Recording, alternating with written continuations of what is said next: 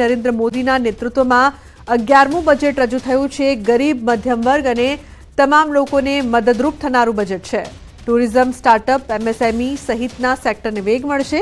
12 લાખની આવક મર્યાદા ટેક્સ ફ્રી કરવાનું બજેટ છે। ટુરિઝમ હોય, એગ્રીકલ્ચર છે, સ્ટાર્ટઅપ છે, એમએસએમઈ છે, R&D માટે પ્રાઇવેટ સેક્ટરને મદદ કરવાની વાત હોય કે જે પહેલાં કદી થતી નહોતી।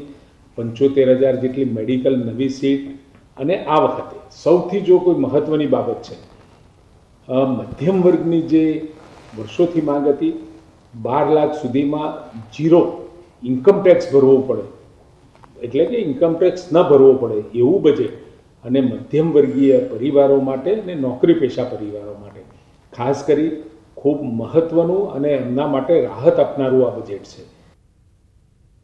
તો બજેટ અંગે પ્રદેશ કોંગ્રેસ પ્રમુખ શક્તિસિંહ ગોહિલનું નિવેદન। બજેટ મુદ્દે શક્તિસિંહ ગોહિલે કર્યા પ્રહાર। બજેટમાં રોજગારી વધે તે માટે કોઈ આયોજન નહીં। જીએસટીનું ભારણ ઘટાડવાની પણ કોઈ વાત નથી કરાઈ। બજેટમાં રોજગારી વધારવાની કોઈ નક્કર વાત નથી। આજે યુવાનો સૌથી વધારે પરેશાન, ટેલેન્ટેડ, મહેનત કરનાર યુવાન છે, અને નોકરી નથી। એમ્પ્લોયમેન્ટ જનરેશન, નોકરીઓ વધે એ માટે બજેટમાં કોઈ આયોજન નથી કર્યું, એ દુઃખની બાબત છે। જીએસટીનું ભારણ એટલું છે કે સવારથી રાત સુધી મહેનતકશ વ્યક્તિ કોઈ પણ વપરાશની વસ્તુ લે તો એના ઉપર 28% સુધીના ટેક્સ, ખેડૂત ખાતર લે કે ટ્રેક્ટર લે, જીએસટીનો ટેક્સ, આ ટેક્સ ઘટાડવા માટેની કોઈ વાત કરવામાં આવી।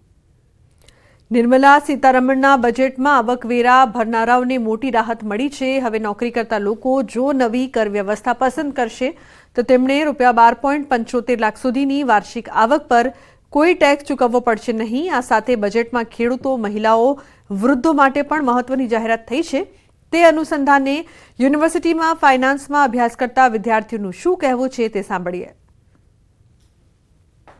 ખાસ કરીને જે નોકરિયાત વર્ગ અને મધ્યમ વર્ગને જે ફાયદો ઇન્કમ ટેક્સ સ્લેબમાં જે વધારો કરીને કર્યો છે, કઈ રીતે તમે જોઈ રહ્યા છો? नौकरी और बिजनेस फील्ड के लोगों के लिए बहुत फ़ायदा हुआ है। जो सैलरीड पर्सन है उनको इनकम टैक्स स्लैब में 12,75,000 तक की इनकम की छूट उनको दी गई है। 12 लाख तक इनकम में नो टैक्स सरकार ने जाहिर किया है। सरकार ने सभी सेक्टर्स को ध्यान रख के, सभी बिजनेस लोगों के लिए, सैलरी लोगों को, सबको ध्यान रख के ऐसा बजट प्रेजेंट किया है जिससे सबको फ़ायदा हो। और सैलरीड पर्सन जो ज़्यादा एक्सपेक्ट कर रहे थे कि गवर्नमेंट उनको ज़्यादा हेल्प करे, उनकी सैलरीज में उनको हेल्प मिले, उनको रिडक्शन मिले, उनको स्टैंडर्ड डिडक्शन मिले, वो सब सरकार ने सब पॉइंट को कवर किया है। एमएसएमईस पर आ बजेटમાં બહુ જ ઇમ્પોર્ટન્સ આપવામાં આવ્યું છે। લાસ્ટ ટાઈમ પણ એ લોકોએ એગ્રીકલ્ચર પર બહુ જ ભાર મૂક્યો હતો। પહેલાં એ લોકોને લોન માટે બહુ બધી ક્રેડિટ જોઈતી હતી। હવે એ ક્રેડિટની અંદર એ લોકોએ 1 કરોડ સુધીની ક્રેડિટ માટે કોઈ ગેરંટી વગર એ લોકો લોન લઈ શકે છે। જે લોકોની ક્રેડિટ લિમિટ 5 કરોડની હતી એને વધારીને એ લોકોએ 10 કરોડની કરી છે। બહુ બધા ઇન્સેન્ટિવ્સ આપ્યા છે। ખેડૂતો માટે પણ કેટલીક મહત્વની જાહેરાત કરવામાં આવી છે। ખેડૂતોને કઈ રીતની રાહત આ બજેટથી તમે જોઈ રહ્યા છો? અત્યારે ખેડૂતો માટે તો અત્યારે સરકારે પહેલાં 3 લાખ સુધીની લોન પ્રોવાઈડ કરતા હતા, અત્યારે તે 5 લાખ સુધીની લોન પ્રોવાઈડ કરી આપી છે। અને ખેડૂતો માટે તો ઇનકેસ બિહારમાં અત્યારે એવી રીતના છે કે બિહારમાં વધારે ફાળવણી કરી છે બજેટમાં, અને ખેડૂતોને એ રીતના કે ટેપ વોટરની સુવિધાઓ છે એ વધારે પ્રોવાઈડ કરી શકે ને 2028 સુધીમાં બધા ગામડાઓમાં બધે પૂરતું પાણી મળી રહે બધે, તે માટેની ઘણી ફાળવણી કરી છે બજેટ માટે બી। આમ પબ્લિકને કઈ રીતનો ફાયદો તમે જોઈ રહ્યા છો? જે ઇન્કમ ટેક્સનો સ્લેબ વધાર્યો છે એના પાસે લોકો પાસે ક્ષમતા આવશે ખર્ચ કરવાની, એ પૈસા ખર્ચ કરશે। જે કિસાનોને સપોર્ટ કર્યો છે એનાથી ખાદ્ય ઉત્પાદનો જે દર છે, જે મોંઘવારી છે તે ઓછી થશે।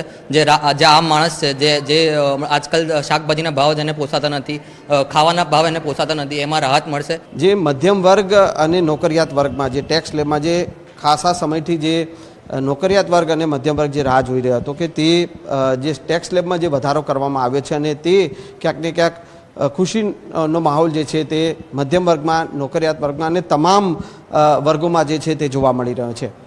કેમેરામેન શૈનિક મહેતા સાથે સંજય ટાંક, ન્યૂઝ 18 ગુજરાતી, અમદાવાદ।